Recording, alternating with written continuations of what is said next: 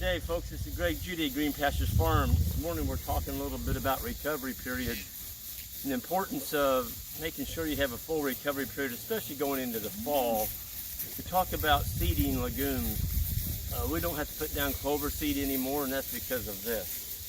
So your fall seeding, this is the one you're trying to get. Those nice dark black seed heads, and the cattle are coming behind us. They're eating these seed heads. They're trampling them on the ground.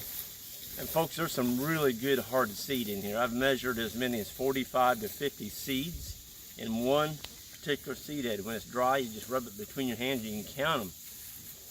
But why do you want clovers? Well, this is really clay soil.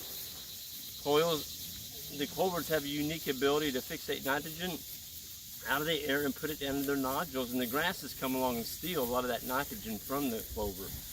So if you keep a fairly good population of clover in your paddock, you're going to grow more grass, you got higher protein for your animals, better gains.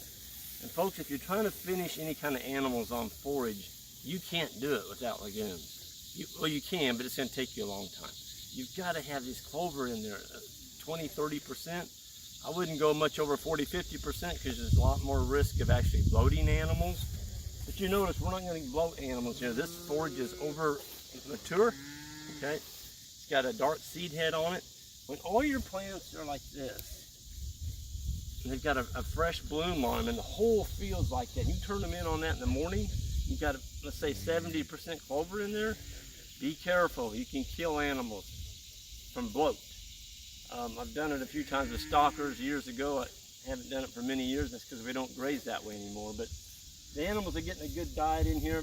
This is a really poor old farm. It was. It's turned around now. It's growing pretty good forage. So the animal's going to come through here and trample a lot of this seed on the ground like we talked about.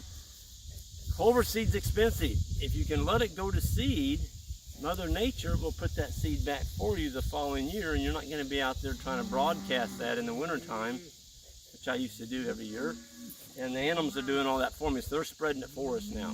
So, but poor ground, get some clover on it. It'll help heal it, okay? If you don't have any clover there, it's probably in the seed bank. You need to graze it correctly. If you're in a hurry, you want to make sure it's out there, put down 3 pounds to the acre. But don't do it till winter time.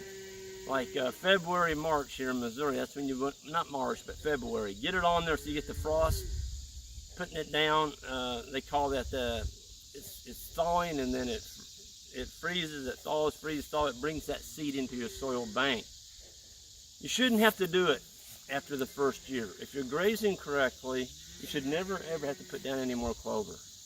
I know that's not real popular with some of the seed salesmen, but I mean, my gosh, this is a poor old farm. We got clover everywhere.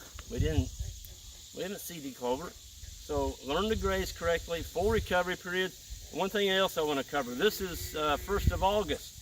Okay, you notice our plants, this was clipped 55 days ago, roughly. All the plant tips have got nice sharp pencil points on them. We want to make darn sure that we don't overgraze this paddock today, because we've got about 70 days left until a killing frost comes. And so we are in the solar energy business. The longer the solar collector you can leave with each grazing pass, especially going into the fall, you're going to grow more winter stockpile. And so for every day that you don't have to feed hay in the wintertime, you're putting money back in your pocket. So be especially careful right now. We're in August. Just take one bite and leave, okay? You get any rain in August, September, you're going to grow a lot of forage. If you leave all your pastures looking like that, about an inch clipped off, you're not going to have time. I don't care if you get a 5-inch rain. You're not going to have time to grow any winter forage. You've got to leave some top out here, folks. I think that's what I wanted to cover today. Thank you all, and have a great day.